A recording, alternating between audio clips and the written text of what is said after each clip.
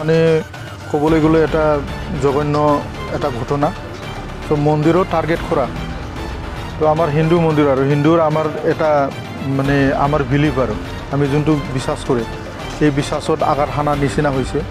তো তাৰ কাৰণে আমি প্ৰশাসন বা আমাৰ সমাজত আৰু এটা অনুৰোধ কৰিব বিচাৰিছে যে এনেকুৱা যদি চোৰ ব্যক্তিটো পালে তো আমাৰ তৎক্ষণাত ইনফৰমেশ্যন দিয়ক বা প্ৰশাসনত ইনফৰমেশ্যন দিয়ক বা প্ৰশাসনে এইটো নিজৰ প্ৰচেষ্টাৰে যাতে এইটো কৰায়ত্ব কৰে।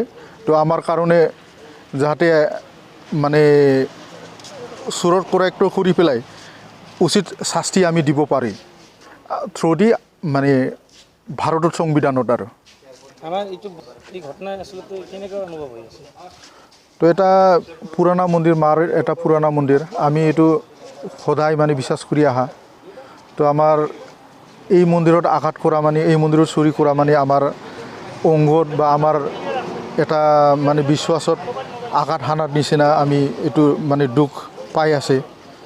তো এইটো কাৰণে মাও আমাৰ কৃপা কৰিব যাতে চোৰৰ আমি অতি শীঘ্ৰে মানে কৰায়ত্ব কৰিব পাৰিম বুলি আমি আশা কৰি আছোঁ।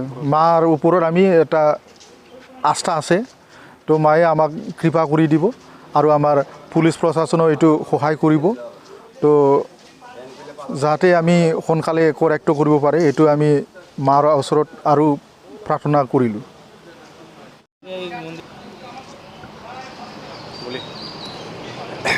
आज प्राप्त कलिंग सूचना पाने के साथ ही कमेटी के पूरे सदस्य आकर देखा। 3:45 में मंदिर का ताला तोड़कर 10 भरी सोना और पौंड केजी से ज़्यादा चांदी का मुकुट था वो लेकर गया।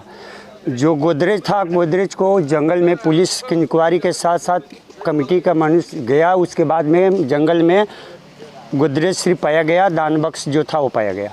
क्या बोलेंगे? जो बहुत दर्दनाक घटना है। इसमें पूरी कमेटी और आप मीडिया वाले बंधु से भी ये आग्रह है कि इसकी सख्त कार्रवाई की जाए। पुलिस प्रशासन भी इसके लिए सख्त से सख्त कार्रवाई करे।